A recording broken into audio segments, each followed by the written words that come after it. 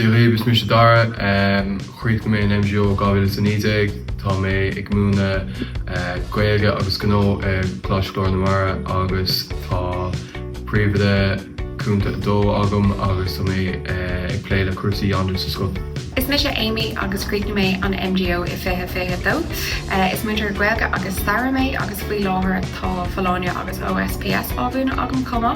A nuas sin is AP a dó mé agus an róla tá agam na seo ná is cuairteoir technoliaachta mé. Ordaní Corona tanamtá armsa is as muine chun mé, críicní mé an MGO I gábhíle is a fiche, is méidir riachnas breise mé an seo I Coláiste Ghlór na Mara. Díomh a chairde is mise cíó túgláán agus is as contana mí mé. Rinne mise an MGO idir gábhíle sa cardig agus gábhíle sa sédig, agus inis is múntar gaeilge agus turóíochta mé an seo I Coláiste Ghlór na Mara, agus a nuas sin is príomhad a cúnta mé freisin. Tá talm an seo gur mise an cuairdathir turas idirbhbliana, agus tá na daltaí sa scoil seo tar éis bheith ar fud na Eorpa, agus tá talm a bheith mar cuairdathir Erasmus Plus freisin. Agus mar sin tá mud ceangailte na scoileanna eile fud fad na Eorpa. Is céirní bhirse is ospáil lí mé, críicní mé an MGO sa bblion fithe hain. Tá ag opair an seo I Coláiste Ghlór na Mara ag múna staire agus gaeilge, agus Cumá sin tá ag obair mar príomhide cúta an seo, tá ag ceannas ar cursaí Fáileáine agus JCT sa scoil, agus an bblion thugan tátá arm go mbeadh mé ag obair mar ceannar bliana le bliana hain. Is mis fiomní choirín is as instruáin mé I gcónaí na Gaillimhe. Díochta mé an MGO I ngáile I ghabhíle sa míteag agus thosaime an seo ar scoil I Coláiste Ghlór na Mara I ghabhíle sa míteag chomá. Is iad na hábhar tá agam na gaeilge na thir teiste agus is mé an cuairdathir chlár an seo chomá. Agus chomá lei sin is príomhad a cúnta mé agus is mé an banisteoir cisfeile. Díomh is me Ciana is as muoin chundum agus críicní mé an MGO an Uirthi. Bhí mé ag Coláiste Ghlór na Mara ar thocachan scoile agus inis tá mé seo ag múnú an rancíis agus an Gaeilge.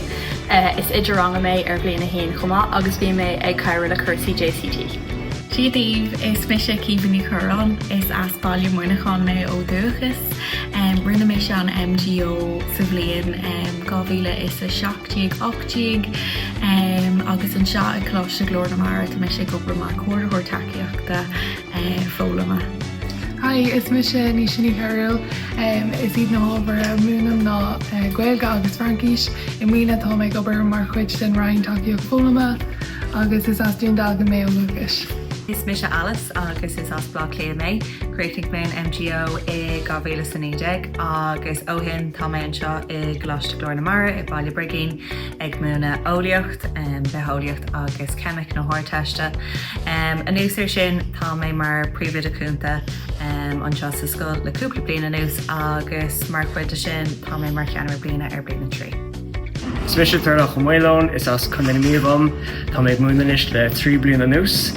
Tá mé seo ag Coláiste Ghlór na Mara ag múna gaeilge agus do roiint ceolán chomá. Tá nó bhí mé anfuirteach leis an ceoldarm chomá le bliana chathair agus déanam rudí difriúla le míor na béime a chur ar siúil gach seachtain agus go bhéadach daltaí agus mútarí fiamh sa chur ar gcuid gaeilge agus cuiris. Is mis Ronan na Beolan, tá mé múna seo Coláiste Ghlór na Mara. Tíochta mé an MGO I ghabhíleach sa fiche hían, so tá mé seo ar feith chear blian. Tá mé múna gaeilge agus béarla an seo agus chomá sin tá mé mar príomhide cúnta a dó agus tá mé mar cheannar bliana ar bliana hían an bblion seo.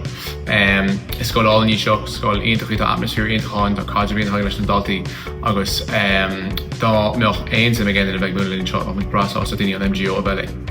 Is mis asing na bhíolan is as gaile mé, tá méid múna gaeilge agus litríoch sa mé an digitalach in seo ag Coláiste Ghlór na Mara. Is idirranga mé ar an gcéad blian agus críochta mé an MGO I fithe